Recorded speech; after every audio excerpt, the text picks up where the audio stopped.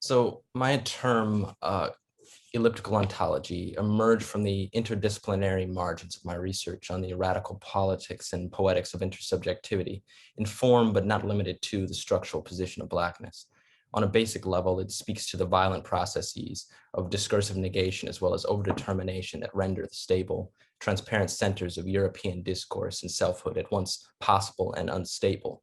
An argument that is articulated both by Denise Ferreira da Silva in her book Toward a Global Idea of Race and Tiffany Lethabo King in Black Shoals, two texts with which I was in significant conversation in my MA essay, from which this presentation partially draws.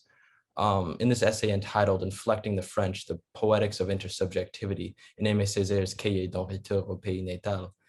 I use the concept to situate the way Césaire interrogates the related grammars of onto-epistemological, social, legal, and economic dispossession at work in numerous fields, regimes, or as Tiffany Lethabo King puts it, technologies of conquest. But for the sake of time, I'll focus on how this concept came about in a literary moment in Césaire's poem that interrogates the overlapping grammar of verbal and cartographic representation. But I'd love to talk through how to possibly push, adapt, or even leave behind the concept in just a broader scope of my research. So I've been thinking a lot lately about how these sort of effective, at times staged encounters with the archive make certain moments, spaces, and or lives legible, audible, sensible in Black, radical, and otherwise ways, to speak to Scott's wording. I'm thinking particularly of the way Tiffany Lethabo King, again, in Black Shoals, reads for chaos in the cartographic rendering of white colonial settlement in William Gerard de Brahm's 1757 map of the US Atlantic coast, drawing out the porosity of bodies represented, whether visually in the case of the slaves depicted in its cartouche or logocentrically in that of their white masters, as she likewise draws attention to the projected hopes, desires, and fears of said masters around the mobility and uncontainability of their fungible captives. King demonstrates the way transparent European selfhood writes itself on the map through the violent epistemological overdetermination and spatialization of what De Silva calls the affectable others, or the affectable I, which, as opposed to the Cartesian I, is, quote, the kind of mind subjected to both the exterior determination of the laws of nature and the superior force of European minds. Both De Silva's ontological analysis and King's participation in what she highlights as the Black geographical reading practice of Sylvia Wynter and Catherine McKittrick significantly inform my reading of a similar encounter or confrontation with the archive that opens Aimé Césaire's long anti-colonial poem. It comes after the opening to what is considered by most the sort of definitive edition of the poem, published in 1956, which opens with that famous passage that was actually introduced in the third edition. Va-t-on lui dis-je, beat it, I said to him. It's sort of inverted apostrophic dispatching of a colonial interlocutor, as Natalie Melas puts it, that consequently leaves the narrator in a semi-pronounless subject position for the first 60 lines or so, shuffling through a variety of what Ronnie Le Sharpin calls imaginary forms, whether it is a prophet speaking to and for the Black community of Martinique, a sorcerer poet attempting to conjure natural forces, pagan deities, and the dead in the displacement of Christian hegemony and the disruption of the colonizer's language, or especially this kind of oceanic lover, who's this embodiment of the shared ancestral trauma and ontological revisions of the Middle Passage, addressing the corrupted geography of Martinique, an extension or variation of an uncorrupted Mother Earth and promise of renewal. However, again, prior to this version, the poem originally opened with a passage which is still there, with a sort of a simply pronounless subjectivity framed through an encounter at the edge of early morning, the small hours burgeoning with frail coves of the hungry Antilles, the Antilles pitted with smallpox, the Antilles dynamited by alcohol. And it struck me the way he's describing the Antilles as they look from above, as they might look on a world map, which really starts this sort of geographical, cartographical conceit we see persist throughout this approach to the Antilles, to Martinique, the island, as they are reduced within the colonial system of representation that is mapping. And he kind of metaphorizes that cartographic reduction in ways that make legible the social, cultural, and biological effects of colonialism and the afterlife of slavery on Martinicans that persist to this day on an island whose industry is still run by the 1% white descendants of the slave planter class, the Beke. Although there is at this moment no way of knowing what maps or atlases Césaire might have encountered as he wrote the first version of this poem, I actually went through the digital archives at the Bibliothèque Nationale de France and the Bibliothèque at the École Normale Supérieure archives to which he had access at that time, and kind of just wanted to imagine the kind of things he might have encountered. And I came across this tableau historique de la Martinique by the Abbé Nicolas Alma, addressed to the Empress Josephine, the notorious first wife of Napoleon, rumored to have helped restore slavery to the French colonies in 1802, and whose statue consequently was beheaded in the early 1990s and completely destroyed in the past year. Anyhow, whether or not Césaire accessed this doc, it participates in the mode of colonial representation he challenges in ways which I can only just touch upon for the sake of time. But I just want to highlight the way both this tableau and Césaire's initial approach to the Antilles proceed from the top-down perspective of what Tiffany Lethabo King calls the vantage point and visuality of the oppressor, the possessor. Sweeping, zooming, and a movement from, again, the hungry Antilles, pitted with smallpox, to cette ville plate étalée, this town sprawled flat, describing Fort-de-France, to this squalling throng, cette foule criarde, so astonishingly detoured from its cry as this town, cette ville, has been from its movement, from its meaning, not even worried, detoured from its true cry, the only cry one, on, would have wanted to hear because it, on, alone feels at home in this town, because on feels that it inhabits some deep refuge of shadow and of pride in this inert town. Césaire shifts back and forth between the cartographic and social, from the Antilles and Martinique to Martinicans, here conflating the two in their shared detour from their movement, meaning, and voice. And as my reading kind of drew out, I wanted to just note the role of the camouflaged sort of grammatical and discursive presence of the speaker as he projects his crisis of subjectivity in this sort of poetic voice onto the deep refuge and pride of this inert town via that indefinite pronoun on, which has a certain impersonal tonality, as well as effective and chameleon capacity, as one linguist puts it, to be at once personal and indeterminate in phrases such as on est allé en ville, which, depending on the context and intonation, could mean I, we, he, she, they, you went to town, intentionally or not, camouflaging how many went and what their genders were. Césaire employs the subtleties of this indefinite pronoun several times in the poem, mostly early on, to sort of navigate and rearticulate the discursive constraints of language, subjectivity, and relationality. That is, he uses what one might call the pronoun's fugitive grammar of intersubjectivity to move through the geodiscursive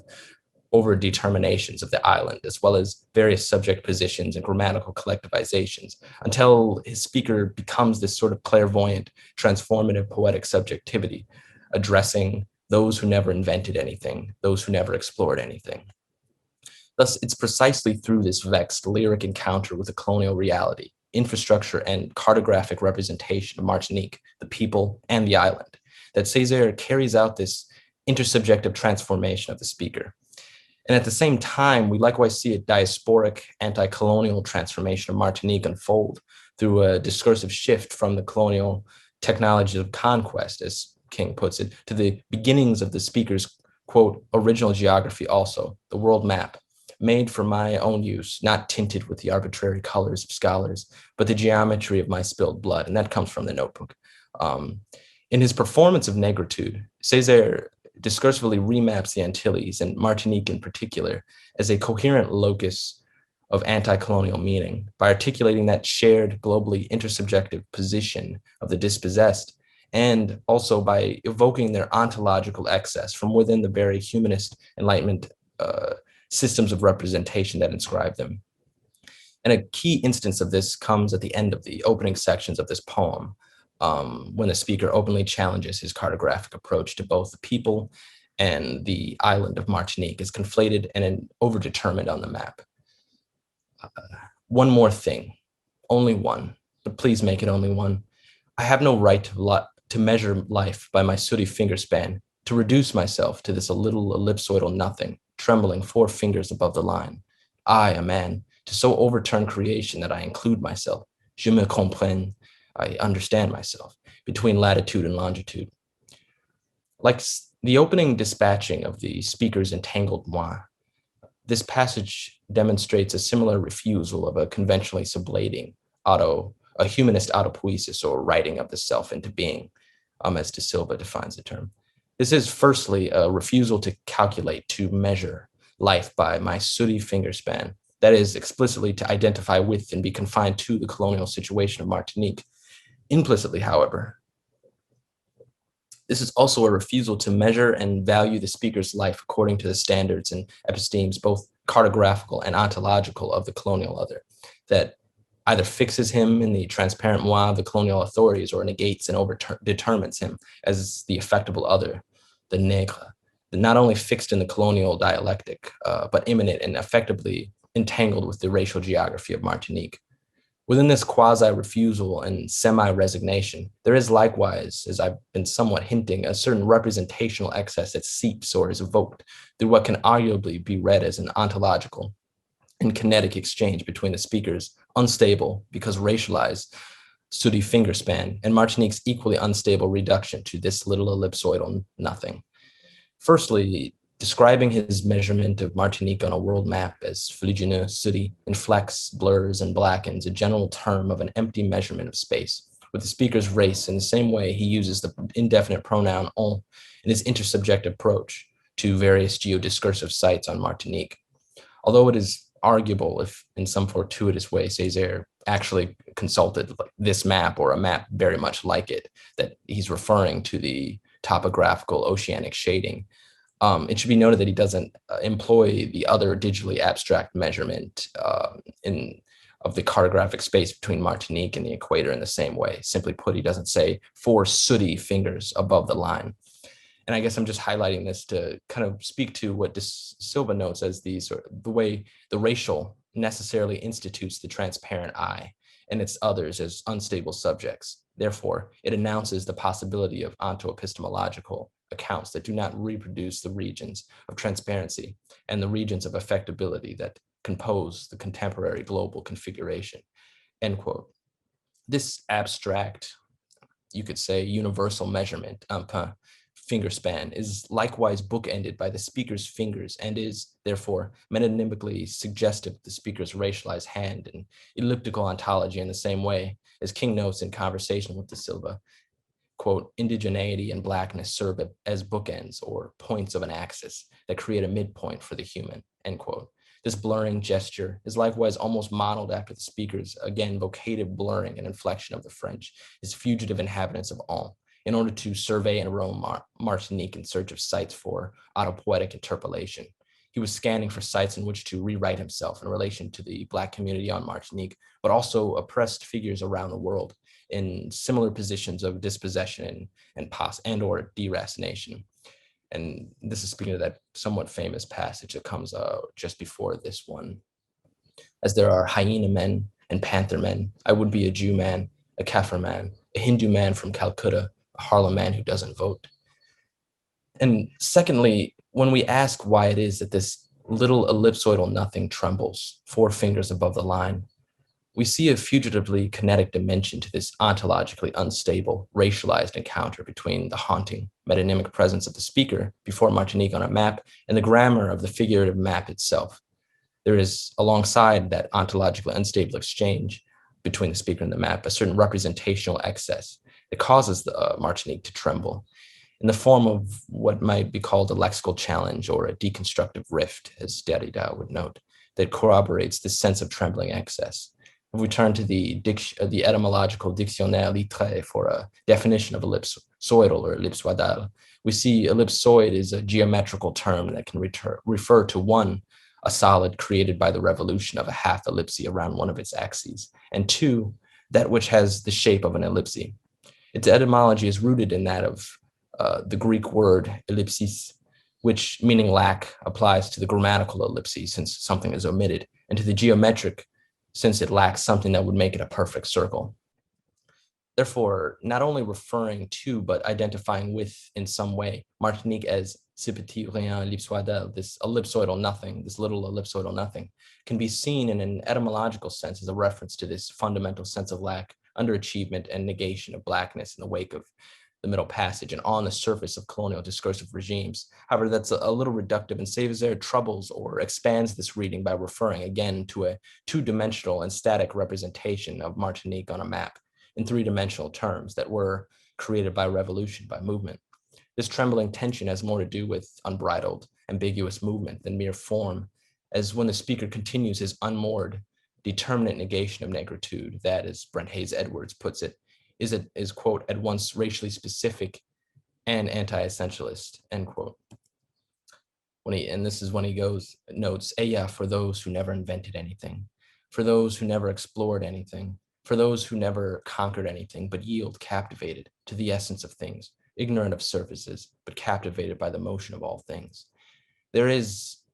therefore, a kind of revolutionary, cyclical nature to this violent turning and molding of a static, superficial form into a kinetic, elliptical solid.